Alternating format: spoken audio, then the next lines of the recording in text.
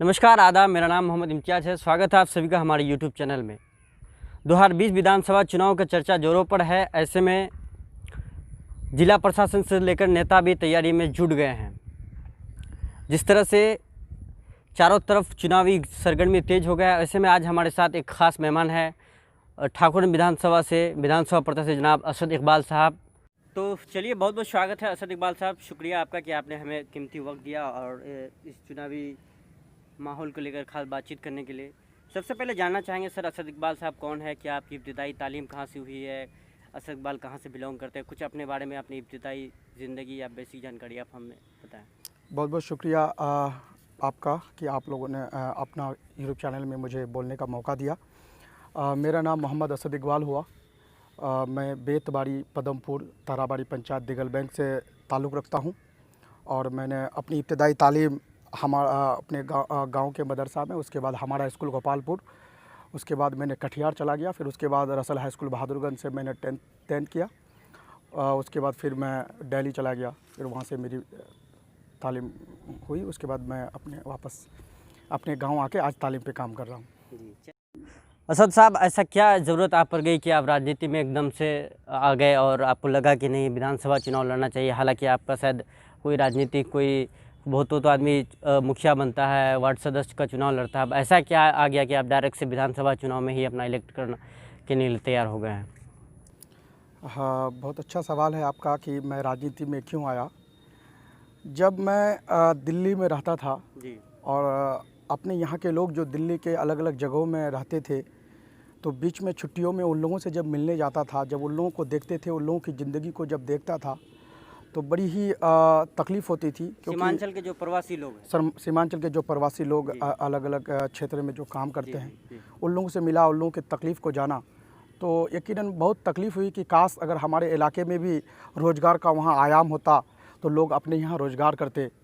और इलाके में जब आता था तो इलाके की सड़कों की हाल, इलाके में हॉस्पिटल का बुरा और खस्ता हाल, और ख़ास करके सरकारी स्कूलों का बुरा हालात को देख करके, इन सारी चीज़ों को जब मैं देखा तो मुझे लगा कि नहीं, पिछले 70 सालों से जिन लोगों ने यहाँ रहनुमाई की, जिन लोगों को यहाँ इक़्तिदार मिला, जो लोग सत्ता में रहे, इन लोगों ने कोई हमारे ख़ास करके हमारे यहाँ रोज़गार का कोई ऐसा काम नहीं किया, शिक्षा में कोई मजबूती से काम नहीं किया। आज सरकारी स्कूलों की हालात देखिए कि वहाँ सिर्फ खाना पूर्ति हो रहा है और बच्चों को खिचड़ी खिलाने के अलावा हमारा कुछ नहीं हो रहा है। हमारे बच्चों का मुस्तकबिल अंधकार में है। तो सोचा कि मैं अगर इसलिए मैंने सोचा कि मैं पॉलिटिक्स में आऊँ और यहाँ आकर के जितना मुझसे हो सके कि मैं यहाँ कुछ न कुछ बदलाव करूँ, और ख़ास करके एजुकेशन, हेल्थ और एग्रीकल्चर में, क्योंकि ये तीन चीज़ पे अगर यहाँ अगर काम मजबूती से किया जाए तो ऑटोमेटिकली लोगों को रोज़गार भी यहाँ बहुत ज़्यादा मात्रा में मिल जाएगा और इसी से हमारा इलाके का डेवलपमेंट हो पाएगा, संभव है। तो इसी निस्बत को लेकर के मैं ठाकुर विधानसभा में इस बार भावी उम्मीदवार के तौर पे अपना किस्मत आजमा रहा हूँ। दुआ कीजिएगा कि हमारी पार्टी मुझे टिकट दे। तो साहब, हमारे सीमांचल में सबसे बड़ा जो दर्द है इलाके में, सबसे बड़ी यहाँ का जो लोगों का समस्या है, यहाँ जो प्रवासी मजदूरों का जो प्लान जो कर रहे हैं मजदूर, उन लोगों के लिए कोई ठोस कदम, कोई भी नेता हमेशा ठगने का काम कर रहा है, कोई बेहतर नहीं सोच पा रहा है या कोई बेहतर ऑप्शन नहीं हो पा रहा है। अपने नवनवेली दुल्हन को छोड़ के आज नौजवान बाहर में रोडों में, दिल्ली की सड़कों में खट रहा है, तो उनके लिए कुछ बेहतर उपाय कोई नहीं सोच रहा है। इस पर आप किस नज़रिए से देखते हैं? जी बिल्कुल, बहुत ही बेहतरीन सवाल है जो सबसे बड़ी जी, ये बहुत बेहतरीन सवाल है कि खास करके हमारे सीमांचल और किशनगंज में जो बेरोज़गारी का बहुत बड़ा मसला है, यहाँ कोई रोज़गार का कोई ऐसा आयाम नहीं है कि लोग अपने घरों में बैठ कर के अपने रोज़गार कर सकें। तो मैं ठाकुरगंज विधानसभा की बात करता हूँ आपके पास, आप लोगों के बीच में, क्योंकि ठाकुरगंज विधानसभा में ऊपर वाले का, प्रकृति का भी बहुत दिया हुआ तोहफ़ा है। अगर मैं यहाँ कुछ ऐसी चीज़ें कायम कर दूँ, जैसे यहाँ मक्का की खेती बहुत ज़्यादा प्रचुर मात्रा में होती है, अगर यहाँ मक्का प्लांट लगा करके, अगर मक्का का यहाँ एक प्लांट लगा दूं तो उसमें हज़ारों लोग रोज़गार करेंगे। और मक्का का जो प्लांट से जो उनका खेती, जो मक्का किसानों का लिया जाएगा उस प्लांट में, एक तो पहले किसानों को भी बेनिफिट होगा कि उनका फसल का कीमत, सही कीमत मिलेगा, उनके मक्का का कीमत सही मिलेगा। दूसरी बात, हज़ारों लोग इस पर रोज़गार भी करेंगे। इस तरह से यहाँ चाय पत्ती बड़ी प्रचुर मात्रा में होती है ठाकुरगंज प्रखंड के अंतर्गत, तो वहाँ चाय पत्ती का अगर प्लांट डाल दिया जाए, उसका फैक्ट्री खोल दिया जाए तो उस चायपत्ती का किसानों को उसका फ़ायदा भी होगा और उसमें हज़ारों लोग उसमें भी रोज़गार करेंगे।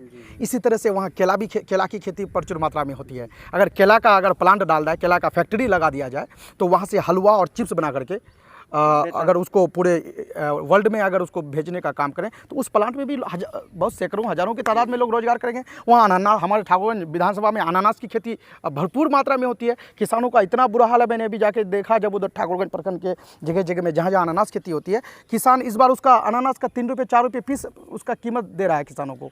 वो लोग उसको बेचने के लिए तैयार नहीं है, इसे काट करके साइड में ला के गिरा दिए हैं। तो वहाँ अगर अनानास का प्लांट लगा दिया जाए तो उसका जूस वगैरह तैयार करके बाहर में भेजने का भी काम करेंगे और उससे किसानों को सही से पहले तो उनका फसलों का सही कीमत, फिर उसमें हज़ारों लोगों की रोज़गार भी लगेगा। तो ये रोज़गार का मेरे पास प्लानिंग है। और ख़ास करके एग्री, हमारा ये एरिया, यहाँ के लोग 80% से ज़्यादा लोग खेती करते हैं। अगर मैं 95 भी बोलूँ तो कोई गलत ना होगा। तो यहाँ एग्रीकल्चर में जैसे डायरी फार्म खोल के, गौटरी खोल के, यानी बकरी पालन, मुर्गी पालन और मछली पालन का, इस तरह का किसानों को जागरूक करके सरकार का जो सरकार का स्कीम है, इसमें 50% 35% तक सब्सिडी भी मिलता है इनको सरकार की तरफ से। इन सारी चीज़ों किसानों को इस तरह से दे करके अगर एक डायरी फार्म खोलता है तो उसमें भी कम से कम 10-12 लोगों का उसमें रोज़गार भी लगेगा। इस तरह से जगह जगह हर गाँव में इस तरह का डायरी फार्म, बकरी पालन, मछली पालन का अगर काम शुरू कर दिया जाए तो इससे हमारे किसानों का हालात अच्छी होगी और उसके घर में उनके बच्चे जो बाहर में जा करके दिल्ली, पंजाब, हरियाणा और हिंदुस्तान के दिगर जगहों में जाके काम करते हैं, वो अपने घर में काम करेंगे और उसको अच्छा खासा उसका कमाई भी होगा। इससे एक रोजगार का बहुत बड़ा समस्या का हल होगा। असद साहब, स्कूल शिक्षा, बेरोजगारी पर तो बात हो गई। इलाके में एक बड़ी समस्या है कि आप महिलाओं के लिए क्या करेंगे हमारे, अगर आप सत्ता में आते हैं या आपको कामयाबी मिलती है तो महिलाओं के लिए खास तौर पर आप क्या सोचते हैं, किस नज़रिए से? देखिए, बहुत अच्छी सवाल है कि आजकल हमारी यहाँ की महिलाओं की हालात इतनी अच्छी नहीं है और हमारे यहाँ जो बच्चियाँ पढ़ाई करती है 10th के बाद अक्सर पढ़ाई अपना ड्रॉप कर देती है, क्योंकि उसका इस तरह का इंस्टीट्यूशंस हमारे इलाके में नहीं है जिससे वो अपना एजुकेशन आगे नहीं बढ़ा पाती है। तो इस तरह से अगर मैं, अल्लाह मुझे कामयाब करते हैं, आप लोगों की दुआएं मोहब्बत रही तो यहाँ महिलाओं के लिए उन लोगों को नर्स का ट्रेनिंग करके, इस तरह से हेल्थ में बहुत सारे ट्रेनिंग हैं, कंपाउंड नर्स वगैरह इस तरह से रिलेटेड कोर्स करवा करके और ख़ास करके उन लोगों को मैं आगे बढ़ाने का काम करूंगा। और बहुत सारी जो महिलाएं, जो औरतें ख़ास करके तालीम याफ्ता नहीं हैं, अभी एक जीविका चलता है यहाँ गवर्नमेंट के द्वारा, जीविका एक ग्रुप होता है, SSG ग्रुप होती है, उसमें बैंक से उनको लोन भी मिलता है, लेकिन उस लोन का वो लोग सही इस्तेमाल नहीं कर पाते हैं। अगर मैं बनता हूँ, अगर MLA में अगर बनता हूँ इंशाल्लाह, तो मैं उस जीविका के ग्रुप में जितने भी महिलाएँ हैं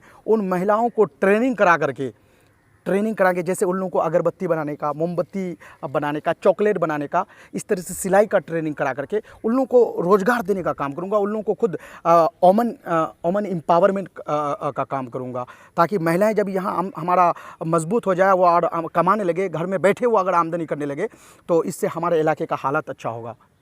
ये हमारे पास एक खाका और प्लानिंग है। असद साहब, महिलाओं के हित की बात कर रहे हैं आप, अच्छी बात है, लेकिन अभी ताज़ा सोशल मीडिया पर एक चीज़ काफ़ी आपकी पार्टी का चर्चा चल रहा है। आपकी पार्टी के जो मोहतरमा ताराशुत आर्या जी हैं, उनका कोई कंट्रोवर्शियल चल रहा है, क्या कुछ मामला है? पहले हम ये चाहेंगे कि आप पहले मामला बताएं कि क्या कंट्रोवर्सी है ये। देखिए, इसमें मामला क्या है कि हम लोग का पार्टी का मीटिंग हुई थी कुछ दिन पहले, सभी पार्टी के पदाधिकारियों को, जो पदाधिकारी हैं पंचायत लेवल, ब्लॉक लेवल, हाँ वॉलंटियर्स हैं, सबको मीटिंग में बुलाया गया था। और जो लोग पदाधिकारी हैं, जो जिला लेवल पे, प्रखंड लेवल पे, उन लोगों से कहा गया था कि पार्टी संगठन को आप लोग मजबूत कीजिए और पार्टी सदस्यता अभियान चलाइए। इसी कड़ी में हमारी मोहतरमा ताराशुत आर्या जी, जो हमारी जिला अध्यक्ष हैं, उनसे भी कहा गया था कि मैडम आप हर प्रखंड में जा के आप भी वहाँ महिला अध्यक्षा वगैरह बनाइए और पार्टी सदस्यता अभियान चलाइए। तो इसी में उनको बोला गया था। तो इसी में उन्होंने लाइव आकर के कुछ हमारे बिहार जो प्रदेश कमेटी है उन लोगों पर उन्होंने उंगली उठाने का काम की थी। तो मैं, और उसके बाद फिर हमारे जो प्रदेश सेक्रेटरी जनाब इश्तियाक आलम साहब हैं, जो अभी संगठन प्रभारी भी हैं पूरे बिहार के, उन्होंने भी एक चैनल के माध्यम से डॉक्टर ताराशुत आर्या के बारे में कुछ बोले थे। तो मैं इतना ही कहूँगा कि देखिए, एक पार्टी होता है, उसका एक डिसिप्लिन होती है उसका, तो उस डिसिप्लिन के तहत आपको चलना पड़ेगा। अगर मुझे अपने पार्टी से कोई नाराज़गी है तो मुझे ये बात पार्टी फॉर्म में जाकर के ये बात रखना पड़ेगा। अलग बात है। नहीं, ये बात सही है। सुनिए, कहाँ उचित है कि आप किसी महिला को अभद्र भाषा से आप ये करेंगे, चाहे वो आपका घर का बेटी ही क्यों ना हो। जी मैं ये बिल्कुल कहूँगा। बिल्कुल, ये अभद्र भाषा का इस्तेमाल नहीं होना चाहिए। लेकिन कोई भी नाराज़गी हो ना तो आप पार्टी प्लेटफॉर्म में जाकर के आप ये बात रख सकती हैं। आप फेसबुक में आकर के, सोशल मीडिया में आके इस तरह से पार्टी को एक तरह से बदनाम करने की ये इस तरह की साजिश होती है, इस तरह की बात होती है। यकीनन अगर इश्तियाक साहब आपको हमारे ऐसा क्यों मोहतरमा लगता है कि हमारे आप ही के पार्टी के नेता है, आप ही के उनके साथ ज्यादती होता है, अगर वो आवाज बुलंद करती है तो आपको लगता नहीं, है ये कि साजिश आवाज़ बुलंद करती करने का मैं यकीनन हक है, लेकिन आप पार्टी प्लेटफॉर्म, हमारे प्रदेश अध्यक्ष हैं, प्रदेश अध्यक्ष से आप जाके ये बात अगर बोलने में भी अगर आपको पार्टी में हिचकिचाहट आप लोग होती है। मुअज़्ज़िज़ीन है काफी, तो आप लोगों ने कभी क्यों नहीं चाहा कि बैठ के मसले को हल किया नहीं नहीं, जाए? यकीनन आप तो देखिए, ये चीज़ आप सोशल मीडिया में हमारी मोहतरमा डॉक्टर ताराशोता आर्या जी इसको फेसबुक लाइव में आकर के इस तरह से कही, तो किसी न्यूज़ चैनल वालों से जाके हमारे इश्तियाक साहब से भी ये बात पूछ लिए। तो यकीनन अगर इश्तियाक साहब अगर मोहतरमा डॉक्टर ताराशोता आर्या के बारे में पर्सनल कुछ बोली है तो ये गलत बोले हैं, वो नहीं बोलना चाहिए। लेकिन डॉक्टर ताराशोता आर्या जी को भी चाहिए कि पार्टी का भी एक रूल रेगुलेशन होता है, उसकी भी एक डिसिप्लिन होती है। आपको अगर नाराज़गी है, आप अगर डायरेक्ट अगर प्रदेश अध्यक्ष या किसी भी प्रदेश कमेटी को नहीं बोल पाते हैं तो आप लिखित तौर पे भी ये चीज़ दे सकते हैं। आप फेसबुक में आकर के लाइव आकर के आप पार्टी को बदनाम करने की साजिश करते हैं, ये अच्छी बात नहीं है। अगर आप पर अगर यकीनन इश्तियाक साहब अगर कोई गलत टिप्पणी की है तो यकीनन ये गलत बात है, उसको नहीं करना चाहिए। लेकिन एक पार्टी संगठन पदाधिकारी होने के नाते उनकी एक जिम्मेदारी है कि सभी पदाधिकारियों को वो अपना जो उनका ड्यूटी होता है उनको वो दे सकते हैं, उनको वो बता सकते हैं। ये चीज़ हम लोगों को इस बातों पे नाराज़गी नहीं होनी चाहिए। और अगर किसी को भी अगर पार्टी से इस छोटी मोटी चीज़ें, अगर हम पार्टी में जुड़े हुए हैं तो एक हम परिवार हैं, तो मैं सभी पार्टी के पदाधिकारियों से अनुरोध करूंगा, खास करके मोहतरमा ताराशोता आर्या जी से भी, कि हम एक परिवार हैं, परिवार में नोक झोंक होते रहती है, हम लोग बैठ करके आपस में इसको मेल मिलाप कर लें और पार्टी को मजबूत बनाने का काम करें। इस बार इंशाल्लाह पार्टी हमारी बहुत मजबूत है और इंशाल्लाह इस बार हम लोग बिहार विधानसभा 2020 विधानसभा चुनाव में अच्छे सीट्स लाने में हम लोग कामयाब भी होंगे। असद साहब, अगर आपको आपके पार्टी से टिकट नहीं मिलता है तो ऐसे में क्या आप निर्विरोध चुनाव लड़ेंगे? नहीं, मैंने पहले ही आपसे कहा था कि पार्टी के मैं साथ हूँ, MIM पार्टी को मजलिस से, मतलब ऑल अगर इंडिया आपकी मजलिस से मजलिस अगर किसी और को टिकट देती है तो आप उनके सपोर्ट में, उनके मैं पार्टी आला कमान के साथ, पार्टी आला कमान जो बेहतर फैसला करे, अगर पार्टी आला कमान को लगे। ये है कि अगर आपको टिकट नहीं मिलता है, आपके बदले किसी और को टिकट मिलता है, तो क्या आप उनके मैं हिकमत के लिए? बस मैं पार्टी के साथ हूँ, पार्टी को कामयाब करने के लिए, पार्टी को जिताने के लिए साथ रहूँगा। मैं चाहता हूं कि MIM पार्टी, ऑल इंडिया मजलिस इत्तेहादुल मुस्लिमीन पार्टी इस बार बिहार में एक ज़्यादा से ज़्यादा सीट लाने में कामयाब हो। उनको लेके लिए जहां जहां भी मुझे, अगर हमारी पार्टी अगर पूरे बिहार लेवल में अगर हमें भेजने का काम करेगी तो मैं उस वक्त जाऊँगा। अगर मुझे यहाँ ठाकुर विधानसभा का उम्मीदवार बनाती है तो मैं पूरी छल बल दल के साथ इलेक्शन लड़ूंगा। और जो मेरी खाका है, मेरी जो सपना है, जो मैं ठाकुर विधानसभा बदलने की जो सपना देखा हूँ, इंशाल्लाह उसको मजबूती के साथ और आप लोगों का सहयोग लेके उसको बदलने का काम करूँगा। असद साहब, लास्ट सवाल आपसे, ठाकुरगंज आवाम के नाम आपका क्या संदेश है?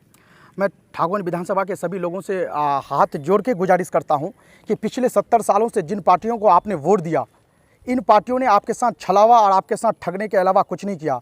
यहाँ अभी जो मौजूदा विधायक हैं वो सरकार में हैं, वो सत्ता में हैं, लेकिन रहने के बावजूद, इससे पहले वो मंत्री भी रह चुके हैं, लेकिन ठाकुर विधानसभा में कोई ऐसा नायाब काम नहीं किया जो हमारे इलाके में कुछ जिसके लिए हम उनको याद कर सकें। तो इन लोगों ने कुछ नहीं किया। यहाँ RJD को भी सत्ता मिला, यहाँ कांग्रेस को भी मिला है, यहाँ BJP को मिला, जदयू को मिला, सभी को आप लोगों ने वोट दे दिया। एक वाहिद पार्टी है ऑल इंडिया मजलिस इत्तेहादुल मुस्लिमीन पार्टी, MIM।